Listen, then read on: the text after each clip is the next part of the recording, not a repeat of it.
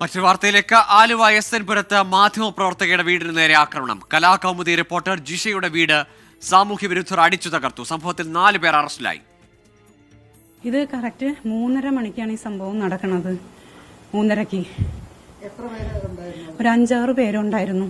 2 ഓട്ടോറിക്ഷയിലാണ് ഇവിടെ നമ്മുടെ വീട്ടിലേക്ക് വന്നേക്കണം. 2 ഓട്ടോറിക്ഷയിലാണ് വന്നിരിക്കുന്നത്.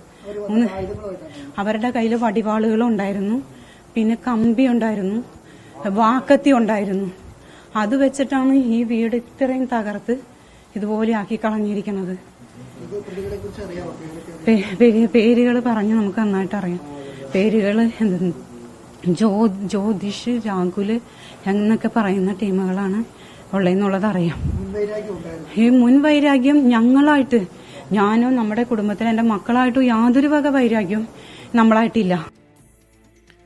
എബിൻ ജോസ് ചേരുന്നുണ്ട് കൊച്ചിയിൽ നിന്ന് വിശദാംശങ്ങളുമായി. എബിൻ, ഈ പ്രതികൾ ആരാണ് എന്നത് പേര് കേട്ടാൽ അറിയാമെന്ന് മാധ്യമപ്രവർത്തകർ പറയുന്നു. എന്താണ് ഇങ്ങനെ ഒരു ആക്രമണത്തിന് വഴിവെച്ചത്?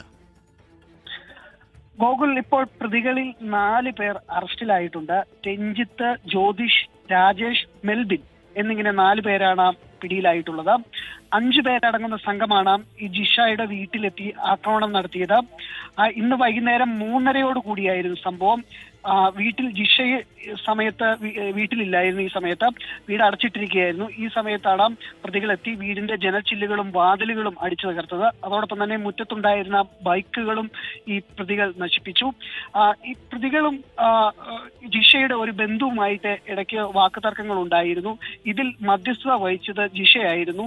ഇതിലുണ്ടായിരുന്ന മുൻവൈരാഗ്യമാണ് ഇപ്പോൾ ഈ വീടാക്രമണത്തിലേക്ക് കടന്നതെന്നാണ് മനസ്സിലാക്കാൻ സാധിക്കുന്നത്.